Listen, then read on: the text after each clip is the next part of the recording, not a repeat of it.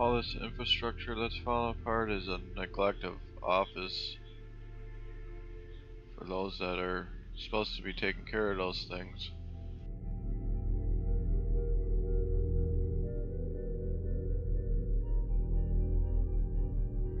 The public has more than enough money to have the best infrastructure the world has ever seen. The problem is it's being stolen by these criminal elite, and those who are supposed to be serving are more like being thieves.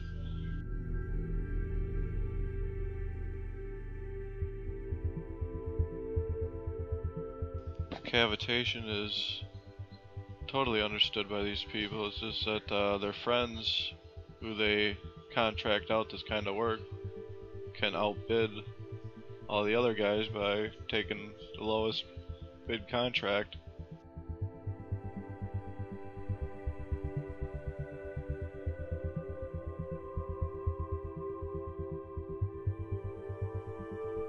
It also reminds me of Warzone. That's why they enjoy total destruction of a city or an entire country, because then they can come in with their contractors and rebuild the place. They bank on the bombs and they bank on the rebuilding.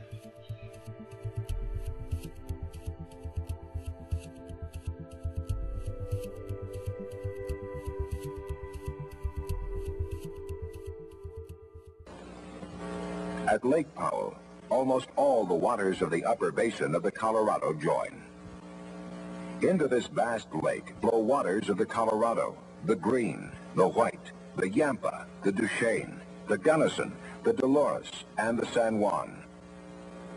With almost every tributary overflowing its banks, it was inevitable that Lake Powell would rise to new heights in 1983.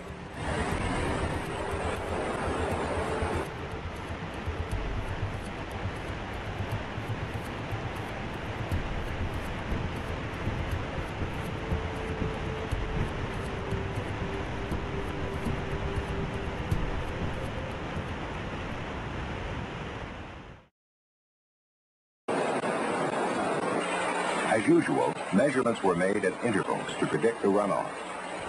A group of agencies, including the National Weather Service and the Bureau of Reclamation, has been providing accurate forecasts for years.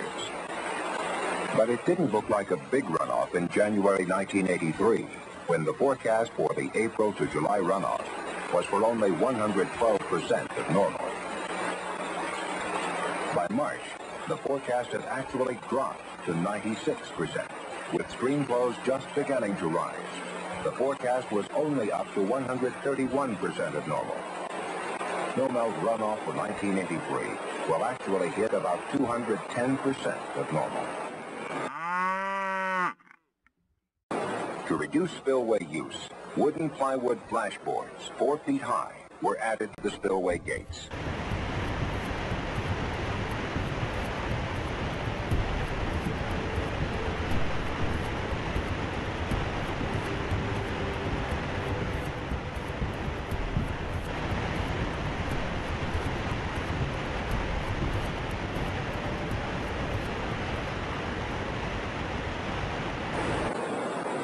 It was understood at the outset that the spillways would probably suffer some erosion by cavitation if they were used at high flows for long periods.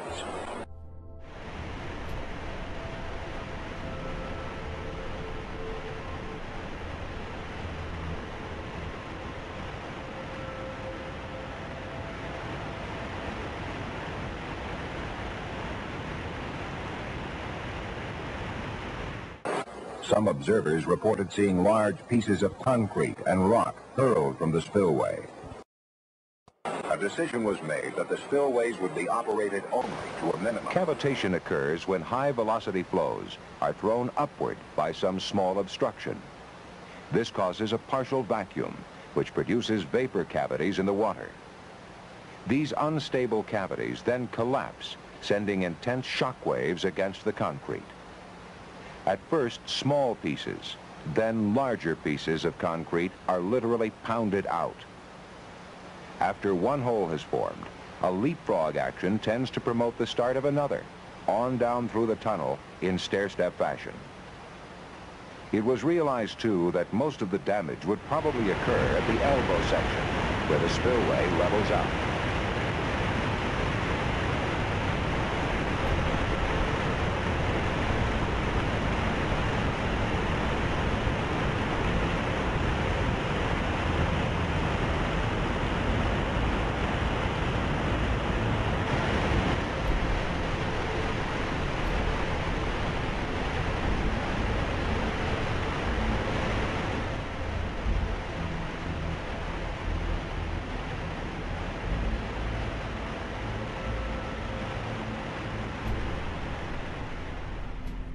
A photo taken by one of the inspectors disclosed holes in the concrete lining 20 feet wide and up to 4 feet deep.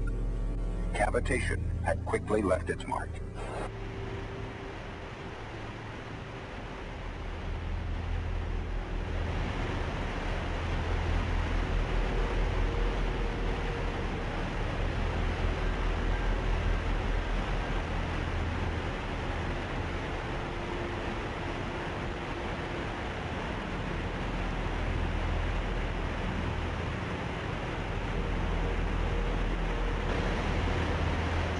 Misappropriation of public funds, incompetence, and many other crimes.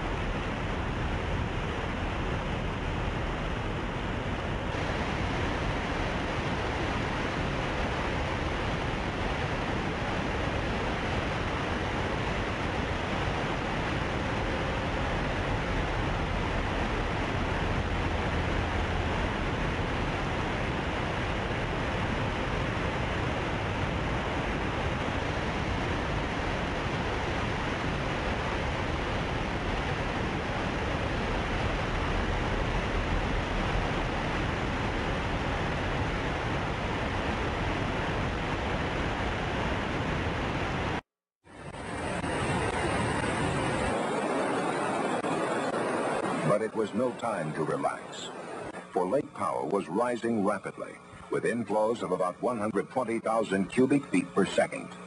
The result was the most spectacular water display ever seen on the Colorado River. 2,000 tons of water per second roaring from the spillways and outlet tubes. This is the first time since 2013 that we've released water down the spillway. Well, I was first kind of disappointed, but hopefully they don't let it all the way out because I'd like to have our lake full. We're moving into 5 years of drought. This is one of the highest levels we've seen in nearly 5 years. And right now we're encroaching in what we call the flood pool, the top 50 feet of the reservoir between the current water level and the tree level. But that little bit of room that we need, that's why we're letting the water out. So people need to just relax, enjoy the view, because it is spectacular when the water comes down the spillway, but it's only to maintain that flood control buffer zone.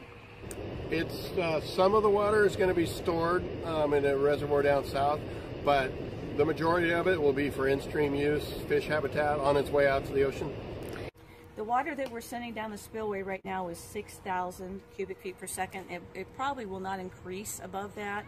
And what that means is a cubic foot is a box a basketball will come in. So you can imagine 6,000 of those going past you in 1 second. That's what we're releasing out of the dam. Coming into the dam right now today is about roughly 16,000 cubic feet per second. So we're letting out way fewer CFS than what's coming Yesterday, in. So OROVILLE Dam, massive gold rush now underway at the Sluice Box Slipway. And there's a link here to 2 videos by a guy that's pieced all of this stuff together. Now I'd recommend going over and checking that out. Here are the facts. Millions of cubic yards of virgin soil and bedrock are being displaced below the OROVILLE Dam. Earth that has never seen the light of day. The amounts of earth moved rival the all-time operations during the gold rush during the years of the 1800s. The area is heavily guarded, patrolled by several agencies. Some have little to do with earth moving. Several workers were fired for posting pictures of the slipway online. This spillway is designed exactly like a giant sluice box. Water will continue to destroy the mountainside and expose new earth well into the summer of 2017. Gold will accumulate just downstream of the spillway in cracks and veins. If the entire dam goes, billions of dollars of gold will be unearthed. OROVILLE Lake is the site of the submerged gold mine of Bidwell Bar, one of the first to begin the California gold rush. The native Maidu Indians were tricked into trading gold rocks for items of very little value. The Mauritanian King Joba of North Africa ruled over the port of Ophir, where Solomon received his gold once every 3 years. OROVILLE was originally named Ophir City after the gold port of Solomon in North Africa. Yabu is the Berber pronunciation of King Juba, a North African Roman ruler, who was married to the daughter of Cleopatra. Mount Ophir, further south, was the location of the very first gold coin mint in California, run by the assayer Humbird. Is state-sponsored Freemason gold mining at the expense of taxpayer dollars and public safety now underway? The heavily guarded, media-censored spillway and stretches of river beneath it may yield billions of dollars in gold, as tons of rock and sediment have been dislodged from the mountainside. As soon as water levels subside this summer, let the new California gold rush begin. The state will most certainly pick clean the off-limits areas.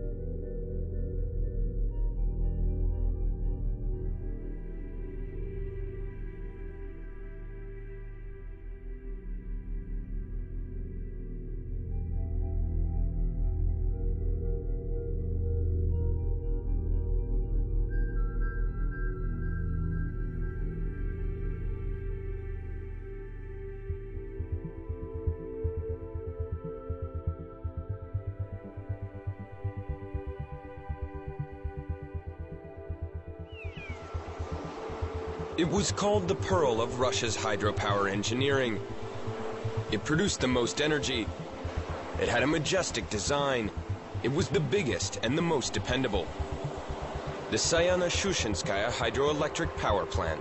It's the biggest and the most solid arched concrete structure. It's even been included in the Guinness Book of World Records.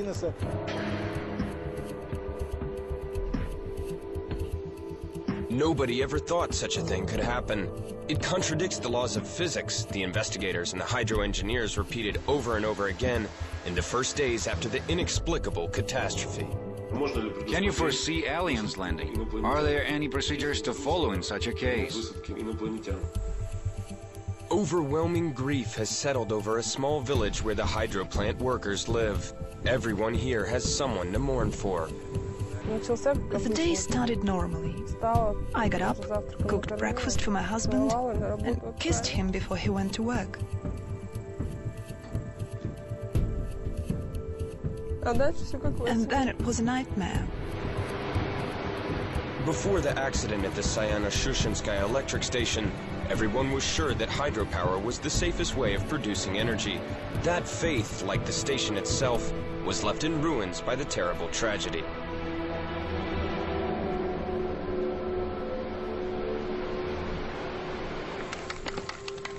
It's a peaceful village located on the bank of the Yenisei River. Clean air, fresh apples, weekend picnics by the riverside, and enviable, dignified jobs. In the mornings, a tram collects the hydropower plant workers at each stop, taking them to work free of charge. The shift starts at 8 a.m., and it was the same every day for the 30 years of the plant's existence. That's just how it was the morning of August 17, 2009. 399 workers passed the plant's security entrance. 75 of them never came home. The cleaners prepared the plant for the new working day, washing the floors in the turbine room. Engineers and technicians changed into their work clothes. Accountants drank their morning coffee. Operators checked the logs and inspected the equipment after the night shift. That's what the first 13 minutes of the day looked like.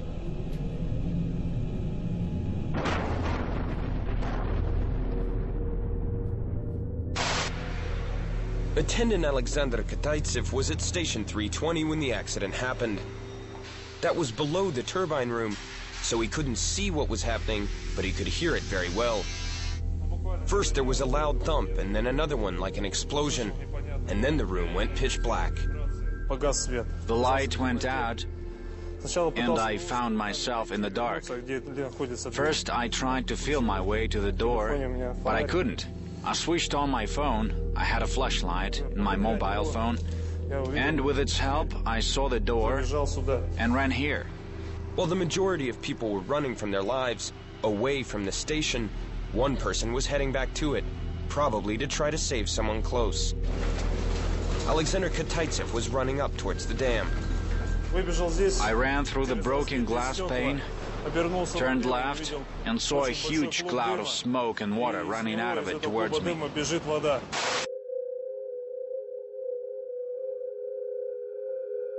As Alexander ran up the endless flights of stairs, people down in the nearby village were frantically gathering their families and fleeing for the mountains, some in cars, others on foot. At this point, Sergei Schultz was approaching the station. From his truck, he saw that the dam was intact and the gates were already closed. Well, people in the village could not see what was going on at the station, and so I needed to go there and tell them. Sergei had been retired, but after the accident, he returned to work. Now he helps recover archive documents.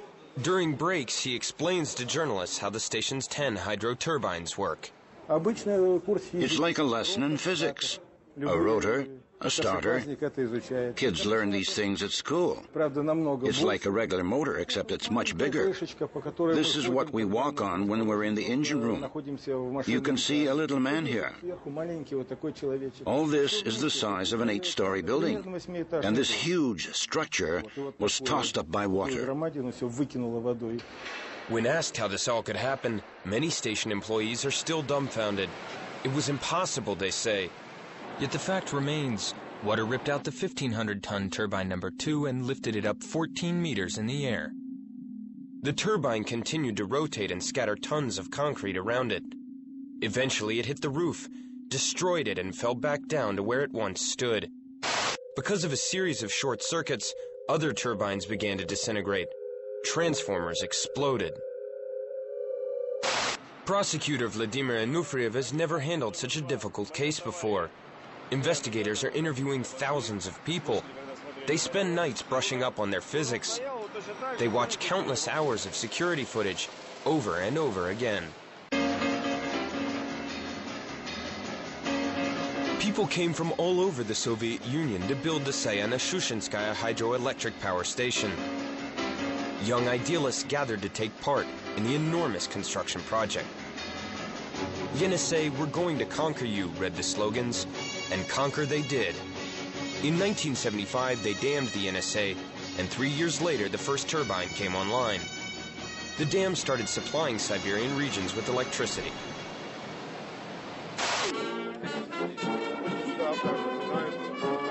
In 2008, when the plant celebrated its 30th birthday, a monument was erected with an inscription reading, "To the conquerors of the Yenisei."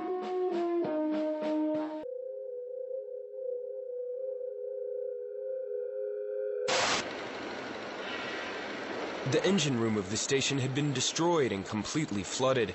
The first rescue workers were approaching the site. Divers in wetsuits plunged into water now mixed with concrete, oil, and acetone. Visibility was zero.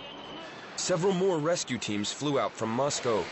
During the first few hours after the accident, 14 people were rescued.